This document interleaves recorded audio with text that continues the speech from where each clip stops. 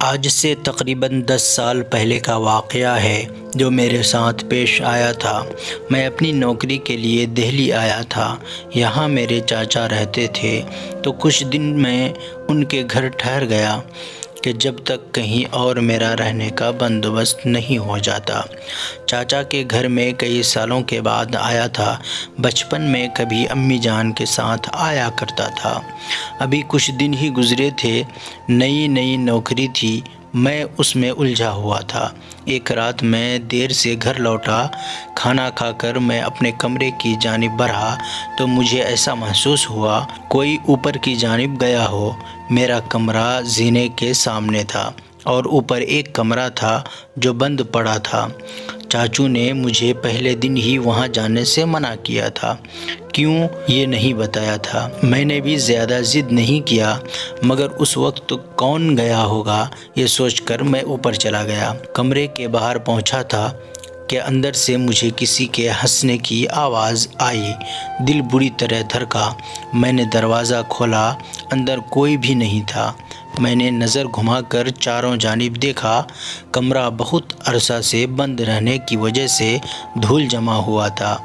آوازوں کو اپنا وہم جان کر میں پلٹنے ہی لگا تھا کہ میری چاچی نے مجھے پیچھے سے پکارا۔ میں نے چونک کر دیکھا۔ مجھے حیرت بھی ہوئی کہ وہ کبھی سیڑھیاں نہیں چڑھتی تھی۔ پھر اوپر، مگر انہوں نے کہا کہ مجھے اوپر آتے دیکھا تو میرے پیچھے چلی آئی۔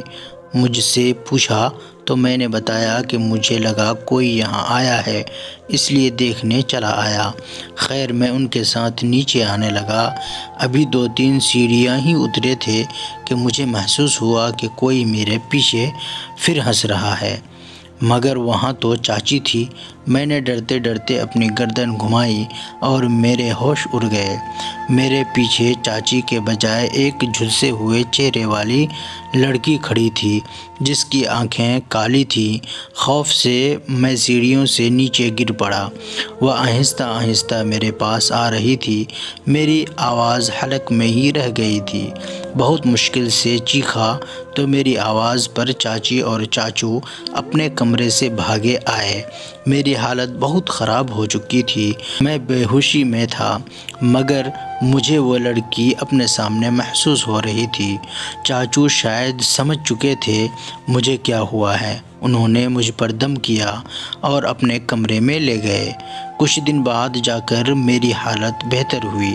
میں نے اس رات کا تمام حال سنایا تو چاچو نے بتایا کہ اوپر بند کمرے میں سایہ ہے، اس لیے وہاں کوئی نہیں جاتا، مگر وہ کسی کو نقصان نہیں پہنچاتے۔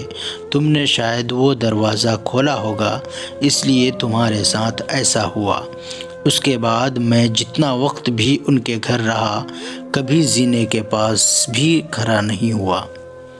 اسٹوری پسند آئی ہو تو ویڈیو کو لائک اور چینل کو سبسکرائب کر دیں اور شیئر کرنا نہ بھولیں۔